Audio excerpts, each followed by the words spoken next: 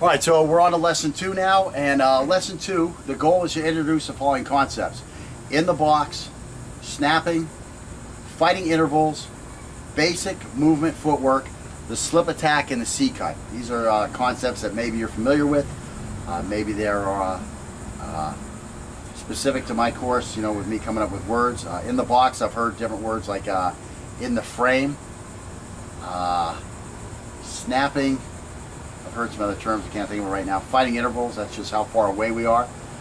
Basic movement footwork, that's pretty straightforward. Slip attack, that's the way we're going to slide in and deliver the angle.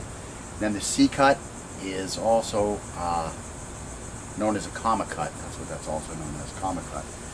And that's what we're going to start with. That's what we're going to work on, and we're going to start with in the box.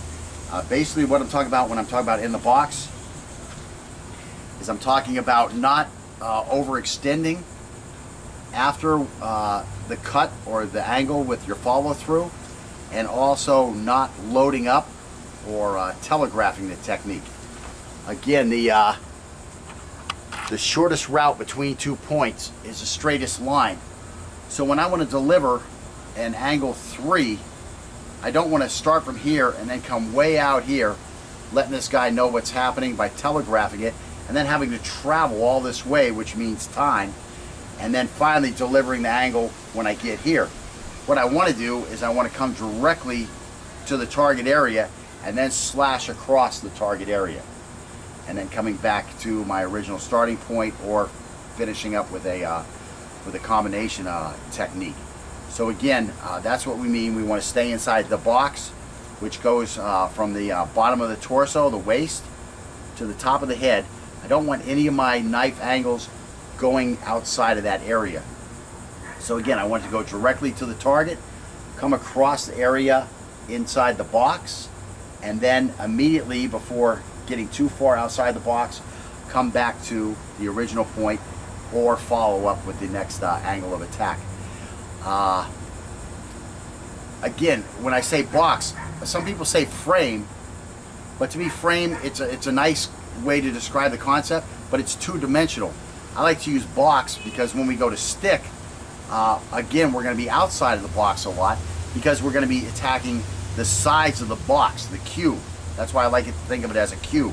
We're going to be hitting the sides of the box, whereas when you're knife fighting, you're hitting only the front of the box. That's what I mean in the box, on the front, on that front side of the box. Again, with stick fighting, we'd be more on the sides, and again, when we flank, we're going to be on those sides also.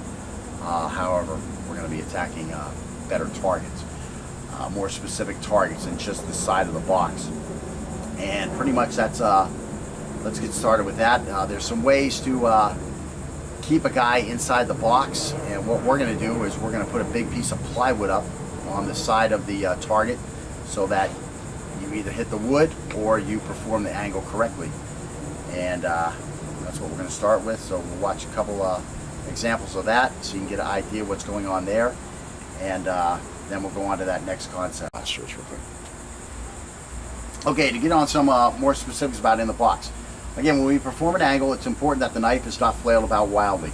We try to keep the knife in the box. That's as wide as our shoulders and goes from our waist to the top of our head. Any movement outside this area, as the knife leaves our hip and travels toward the target, is not a direct enough route, and will give the threat more time to react or defend. Also, movement outside this area leaves us overexposed, especially when we follow through after an attack, or overextend to defend an attack that is not close enough to cut us. We'd be better off counteracting and counterattacking in that situation. We let proper concept and the knife deliver the damage, rather than trying to wind up or overextend to create power for our attack or defense.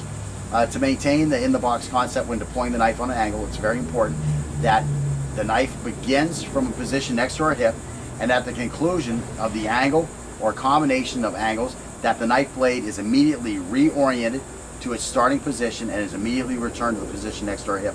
The position the hand begins its movement from and returns to is referred to as the chamber or the guard position. We also do this drill,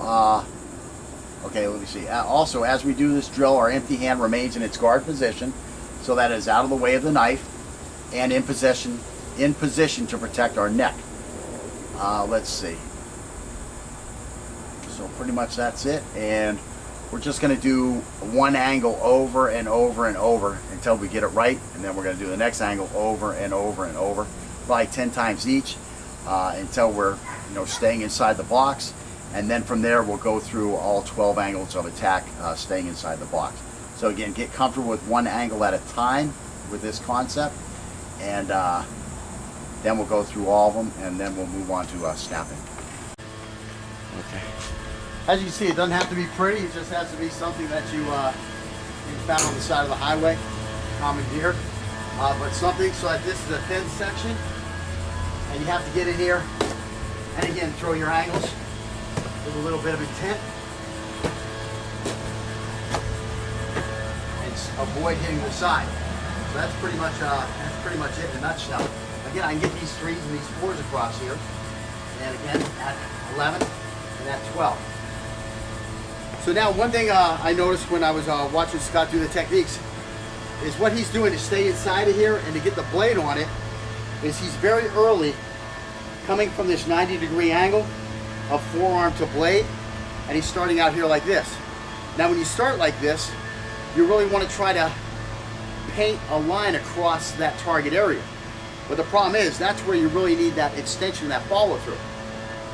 If instead I chop at it a little bit, I know there's been some guys who have written a lot of information about different ways to deliver the blade onto the target area. I can't remember all, but I remember there's like a chop, there's a hack, there's a slice, different ways. I do one way, okay? What I do is I do a snap. It's what I call a snap. The snap is the only style of cutting I do. Except for when we're blocking, we might do more of a chop. But in general, I like to snap at everything.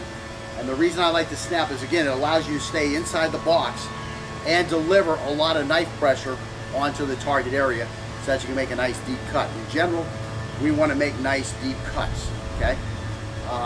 Long cuts are nice, but in general, we're looking for arteries and we need nice deep cuts, okay? That's what to me is most important, because the whole object in defending myself is to create as much damage in as short a time possible to the threat so that I can get him out of action, so that I can either escape or 911 call police about a dead body that needs to be removed. So in general with the snap, what we're talking about is keeping this 90-degree orientation as we're traveling towards the target. This allows us to come straight towards the target. Now, instead of really worried about whipping my arm across that area, what I'm going to do is I'm going to snap my wrist. And you see how that just brought about 10 inches of travel, which could be across the target area. So now I come straight towards, let's say, that angle 1, and instead of trying to slash this way, all I'm going to do is I'm going to hack at it, let's say, and I'm going to snap. That's how I'm going to hack. I'm going to snap, and that snap is covered, taking me all the way across my target area. Let's move this out of the way so you guys can watch this a little bit. So again, here I am. I'm coming up directly at the target. I'm snapping. This puts a lot of pressure onto the target area, and now all I have to do is move my wrist a very short amount. And I've completely covered that target area with a lot of pressure and bringing the full length of the blade across the target area. So again, that's the snap. Bam, right here. Just bam, right there. Now if I'm doing it fast, that's what it's going to look like. And I'm right back here to my orientation, 90 degrees, ready for my next strike. So again, at angle 2, just slashing across it. At angle 3, at angle 4. Now of course 5 and 6s, I'm just thrusting so I don't have to worry about that. All the way through 8. And then again 9 is more of a defensive type chop. And then again when I get back to my 11, just that little snap and that little snap, and you can see I stay well within inside the boundaries of the box. And now I'm getting the blade with a lot of pressure slicing across my target area. And again, that's the only slash that I use, is that more hacking type slash, because again, I want a nice deep cut and I want to keep it within confines so that I'm not overextending, thus exposing myself to being defended or having to wind up, thus telegraphing the technique, again, where I can be countered and defended. So again, a nice straight path to the target, a hack across the target, and again, now I'm ready for that next attack, okay? Makes it much quicker. So again, that's snapping, and again, we're gonna put these back up, and we're gonna work through several reps with each angle on that, and then we'll get ready to go to the next step. Let me just make sure I covered everything on snapping here.